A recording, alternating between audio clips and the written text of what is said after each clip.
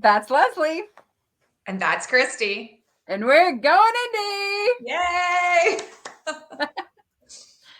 We're actually talking a craft topic today, and that is choosing your POV.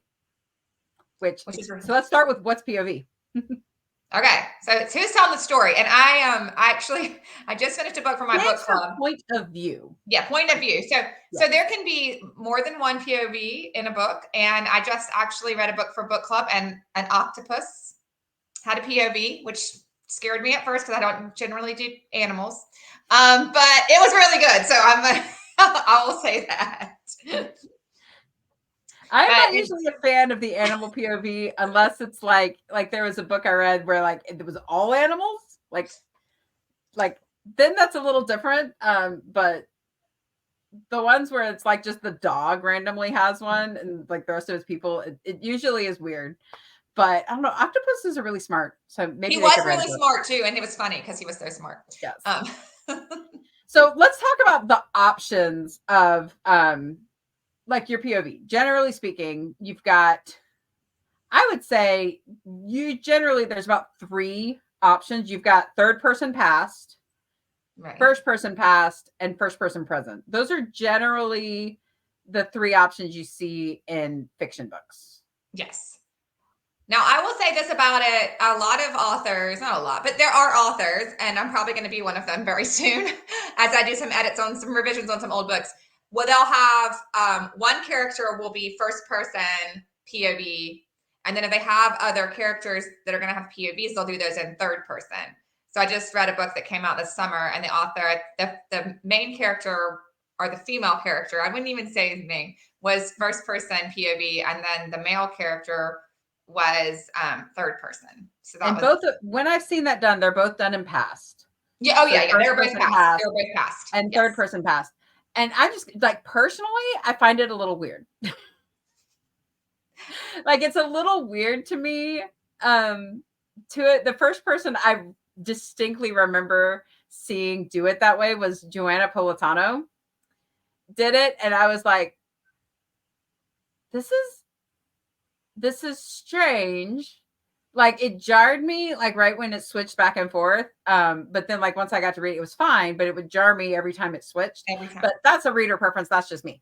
And on that note, though, we've talked about this a lot, actually, is that readers, so this, if you're a reader, you can comment and say I'm wrong, but readers generally don't care about this quite as much as writers, as long as the story's written well. And I think that that's an important point, is that if you write better in first person past tense, like I've found that I do, like my writing is better, my voice comes through better, then the reader is going to like that better than if I write it in third person past tense. So, I mean, that's just how, like, it's what's going to make the best way for you to write for your reader to like.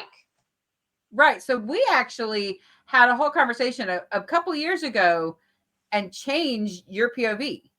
Yes. Because you were writing third person past. Yes. Well, and I will say this because I was trying to kind of get into the romance market, contemporary romance, and that was the standard 10 years ago.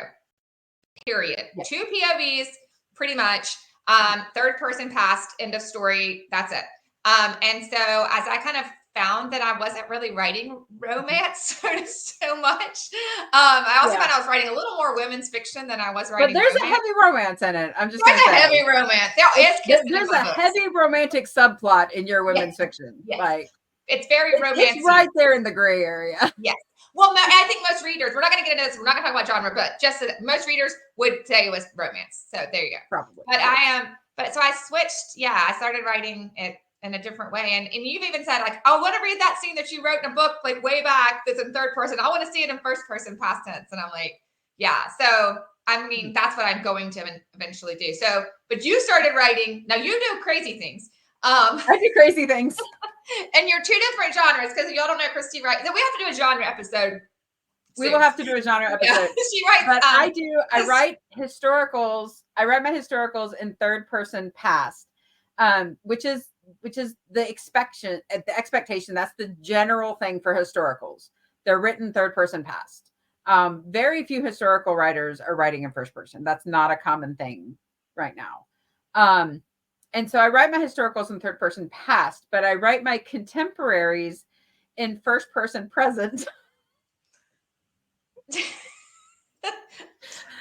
And because for me, it makes it keeps it fresh. It lets me use my brain in a completely different way, which keeps me from getting into a writing rut because I switch back and forth between the contemporary and the historical, and it keeps everything fresh for me because I have to completely switch gears.